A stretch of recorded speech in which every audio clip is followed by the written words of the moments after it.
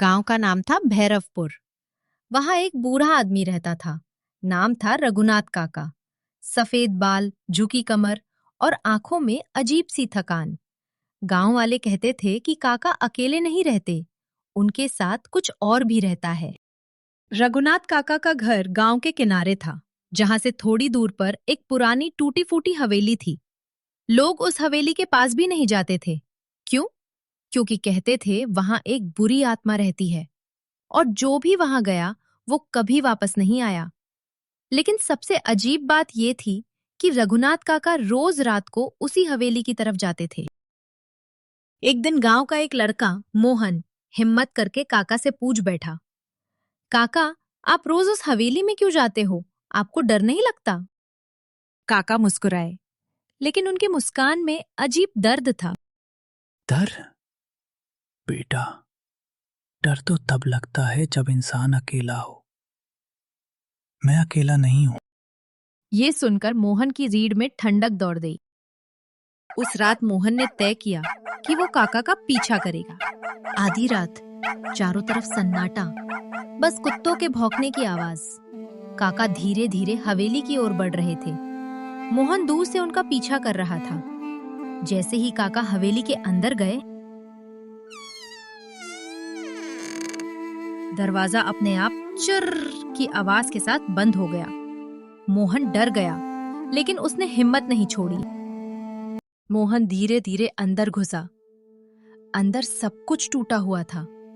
दीवारों पर काले धब्बे और हवा में अजीब सी सड़ांध। तभी उसे एक धीमी आवाज सुनाई दी, रघु, तुम आ गए।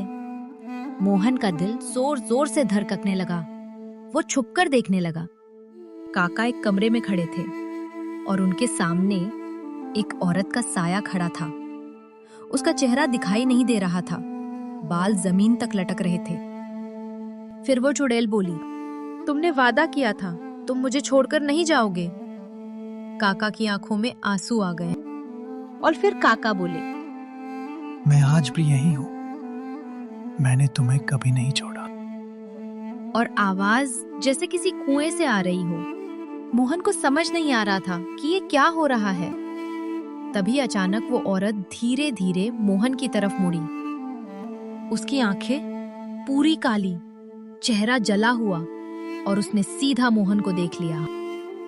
मोहन के पैरों तले जमीन खिसक गई। मोहन को चुड़ैल मारने वाली थी। तभी काका जोर से चिल्लाने लगे, नहीं, इसे छोड़ दो, ये बच्चा है। काका की बात सुनकर चुड़ैल और गुस्सा हो गई। तभी काका मोहन को गुस्से में बोलते हैं, भाग जा यहां से, अभी भाग जा। लेकिन अब देर हो चुकी थी। काका जोर जोर से रोने लगे। मैंने ही इसे मारा था, सालों पहले, गुस्से में। ये मेरी पत्नी थी। मजबूरन काका को मोहन के सामने अपनी सच्चाई बतानी पड़ी। काका की ये बात सुन के मोहन सन्न रह गया। उस दिन के बाद से ये मुझे कभी नहीं छोड़ती। हर रात मुझे बुलाती है। अचानक हवेली में तेज हवा चलने लगी। दरवाजे अपने आप बंद हो गए। खिड़कियां जोर जोर से हिलने लगी। वो औरत चिल्लाई, आज कोई नहीं जाएगा।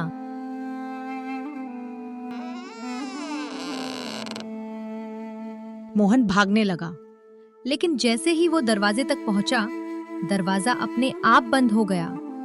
पीछे से वो औरत हंस रही थी, अब तुम भी यही रहोगे। सुबह गांव वालों ने देखा, हवेली के बाहर सिर्फ रघुनाथ काका खड़े थे, अकेले। मोहन कहीं नहीं था। गांव वालों ने सोचा कि काका से पूछते हैं, क्या पता काका को पता हो। फिर एक आदमी ने पूछ लिया, काका, मोहन कल तुम्हारे साथ ही तो था, आज दिख नहीं रहा। काका धीरे से मुस्कुराए और बुदबुदाए, अब मैं सच में अकेला नहीं हूं। गांव वाले काका की बात सुन के परेशान हो गए। कहते हैं, आज भी अगर कोई रात में उस हवेली के पास जाता है तो उसे 3 आवाजें सुनाई देती हैं, एक बूढ़े आदमी की, एक औरत की और एक बच्चे की। रात के करीब 11 बजे थे। राहुल अपनी नई नौकरी के लिए एक छोटे से गांव में पहुंचा था। गांव का नाम था कालीबाड़ी। गांव के लोग थोड़े अजीब थे, कम बोलते थे और जब भी राहुल उनसे बात करने की कोशिश करता, वो बस एक ही बात कहते, रात को बाहर मत निकलना। राहुल हंस देता। अरे मैं शहर का हूँ, भूत प्रेत में विश्वास नहीं करता। इतना बोलकर वो अपने मकान की तरफ चला गया।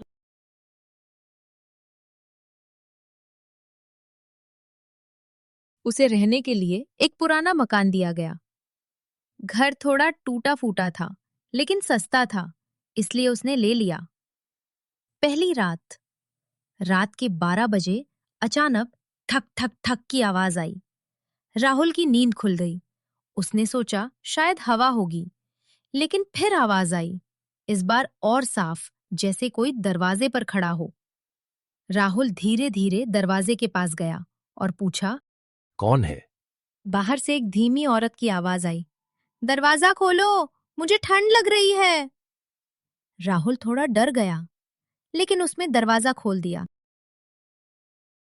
बाहर एक औरत खड़ी थी, सफेद साड़ी में, बाल पूरे गीले और चेहरा आधा अंधेरे में। वो बोली, क्या मैं अंदर आ सकती हूँ? राहुल ने हाँ कर दी। वो अंदर आई और सीधा कमरे के कोने में जाकर खड़ी हो गई। राहुल ने पूछा, आप कौन हैं? लेकिन उसने कोई जवाब नहीं दिया। अजीब बातें शुरू। रात भर राहुल को अजीब अजीब आवाजें सुनाई देती रहीं, कभी हंसी, कभी रोना। सुबह जब उसकी आंख खुली, वो औरत गायब थी। राहुल ने सोचा, शायद सपना था, लेकिन फर्श पर पानी के गीले पैरों के निशान अभी भी थे। गांव वालों की सच्चाई। राहुल ने गांव वालों को सब बताया। एक बूढ़ा आदमी बोला, तुमने उसे अंदर आने दिया? राहुल, हाँ, क्यों? बूढ़ा आदमी कांपते हुए बोला, वो 20 साल पहले मर चुकी है। उसकी कहानी। वो औरत उसी घर में रहती थी। एक रात उसके पति ने उसे धोखा दिया और गुस्से में उसने खुद को उसी घर में खत्म कर लिया। तब से हर रात वो दरवाजा खटखटाती है और जो भी उसे अंदर आने देता है, वो कभी अकेला नहीं रहता। उस रात फिर से थक थक थक। राहुल डर गया, लेकिन इस बार उसने दरवाजा नहीं खोला। लेकिन इस बार आवाज दरवाजे से नहीं, उसके पीछे से आई। मैं पहले ही अंदर आ चुकी हूं। राहुल धीरे धीरे पीछे मुड़ा। वो औरत ठीक उसके पीछे खड़ी थी। इस बार उसका चेहरा साफ दिख रहा था, आंखें पूरी काली और मुस्कान डरावनी। अगली सुबह गांव वाले जब घर के अंदर गए, राहुल जमीन पर पड़ा था। उसकी आंखें खुली हुई थीं, डर से जमी हुई, और दीवार पर खून से लिखा था, अब मैं अकेली नहीं हूं।